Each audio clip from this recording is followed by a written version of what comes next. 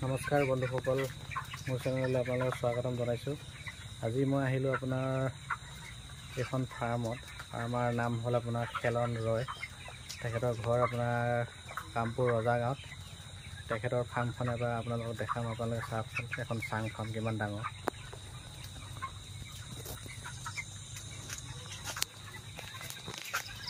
পোৱালি গ্ৰোথ চাওক,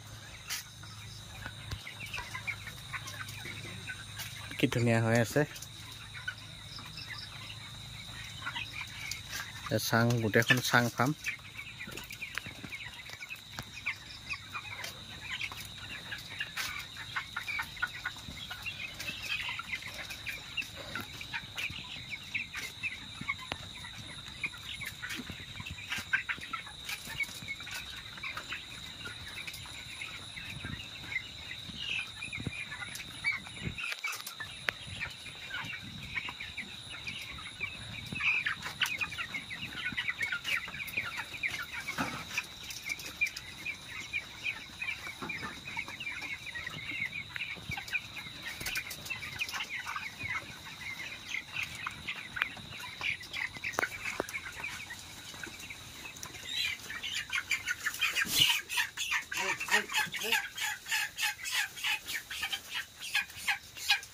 এবাৰটো পাইছে এবিছ কোম্পানীৰ পৰা।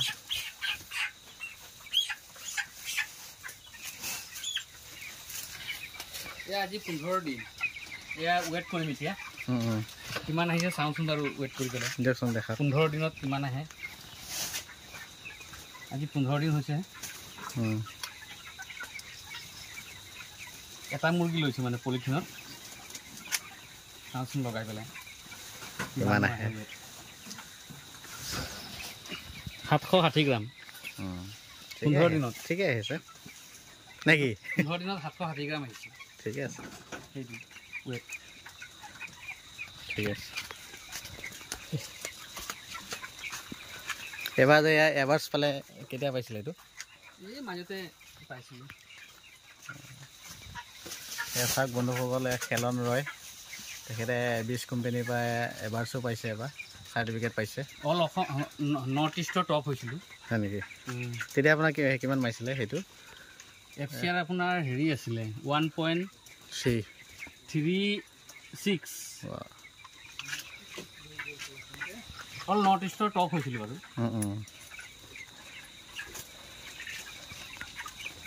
চাওক বন্ধুসকলে, এতিয়া 15 দিনত পোৱালি 760 গ্ৰাম আহি আছে।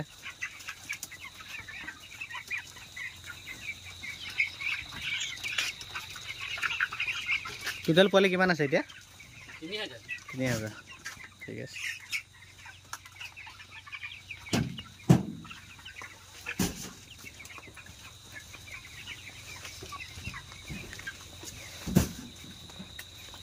দানা হৈছে 39 পেকেট। আইবি দানাটো মানে হেৰি চাপ্লাই ভাল।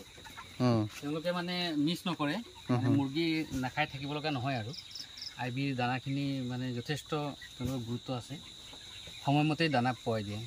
এনেইতো বেলেগ কোম্পানী, ধৰক মই আগতে এটা কোম্পানী কৰিছিলোঁ চগুনা, তো ইমান দানা মানে ফেচিলিটি মানে কমাই দিয়ে আৰু। বিচাৰি থাকিব লাগে আৰু, খুজি থাকিব লাগিব। আকৌ মুৰ্গী লঘোণত থাকে। এতিয়া চাওক, মোৰ দানা শেষ নোহোৱাৰ আগতে আজি 40 পেকেট দানা দি পঠিয়াই দিলে। তো আমাৰ দানাৰ কাৰণে টেনশ্যন কৰিব লগা নাই। পোৱালিও ভাল, ৱেট আহে ভাল। আপোনাৰ 700+ ৱেট আছে আজি 15 দিনত। আৰু কিমান লাগিব আৰু?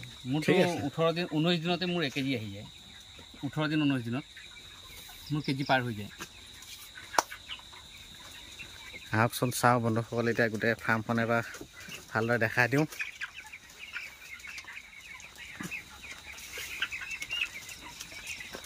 এইটো তলৰ হেৰিটো কিমান দিনত চাফা কৰে? ডেইলি ন? চাওক বন্ধুসকল, ফাৰ্মখনত মই এতিয়া মানে ৰাতিহে আহি পালোঁ। ৰাতি অহাৰ কাৰণে অলপ কোৱালিটিটো ইমান ঠিক নহ'ব, ভিডিঅ' কোৱালিটিটো। দিনত অহা হয় ভালদৰে দেখাই দিব পাৰিলোঁ হয় আপোনালোকক। তেখেতৰ ভিডিঅ' মই আগতে এবাৰ দিছিলোঁ, ৰাইজে বহুত সহায় দিছে বাৰু। আকৌ আজি আহিলোঁ, তাকে এবাৰ দেখাইছোঁ।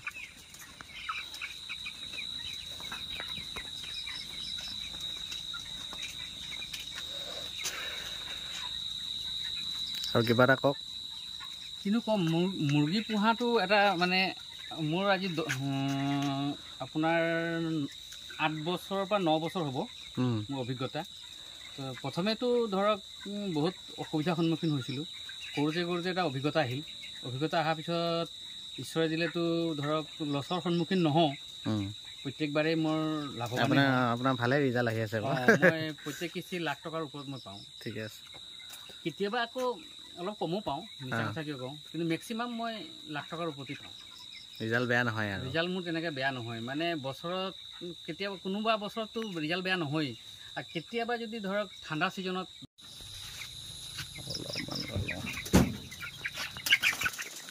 ভয় নাখাবি।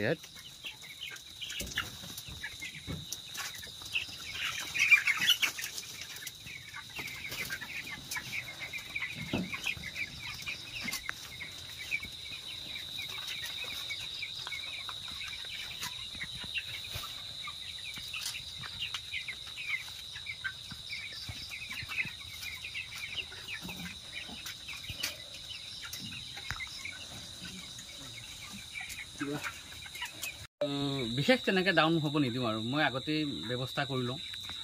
মুৰ্গীখিনি কেনেকৈ ৰাখিব লাগে, কেনেকৈ হিট দিব লাগে, কেনেকৈ মেইনটেনেঞ্চ কৰিব লাগে, কি খুৱাব লাগে, চব ব্যৱস্থা মই ঔষধ পাতি মই সচৰাচৰ হোমিঅ'পেথিক মেডিচিনহে ব্যৱহাৰ কৰোঁ। মই এল'পেথিক জাতীয় মেডিচিন কোনো ব্যৱহাৰ নকৰোঁ। চব মোৰ হোমিঅ' মেডিচিন। এইবিলাক হ'ল মোৰ হোমিঅ' মেডিচিন। এইবিলাক মোৰ চব হোমিঅ' মেডিচিন, দেখিছেনে? মই চব হোমিঅ' মেডিচিন ব্যৱহাৰ কৰোঁ। মই বাহিৰৰ পৰা ছাপ্লাই কৰি আনো। এইটো ইমিউনিটি বুষ্টাৰ, এইটো কক্সিৰ কাৰণে আছে, বিভিন্ন মেডিচিন আছে।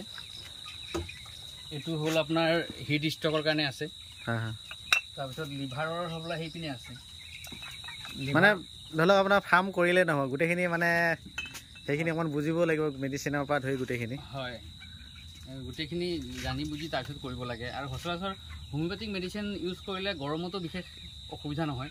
মোৰতো ধৰক হিট ষ্টক নহয়েই তেনেকৈ, খুব কম। মানে এইটো ছিজনততো হিট ষ্টক হোৱা বুলি মই ক'বই নোৱাৰোঁ। তো সম্পূৰ্ণ মই মানে গুৰুত্ব সহকাৰে কামবিলাক কৰোঁ আৰু হোমিঅ'পেথিক মেডিচিন ইউজ কৰোঁ, যি কাৰণে সিহঁতৰ বডিত মানে বেছি হিট মানে প্ৰডাক্ট কৰিব নোৱাৰে, যি কাৰণে মানে তেওঁলোকে মানে কণ্ট্ৰলত ৰাখিব পৰা যায় আৰু মুৰ্গীখিনিক। সেয়াই মানে জানি বুজি কৰিলে লছ নহয়, লাভৱান হ'ব। ধন্যবাদ।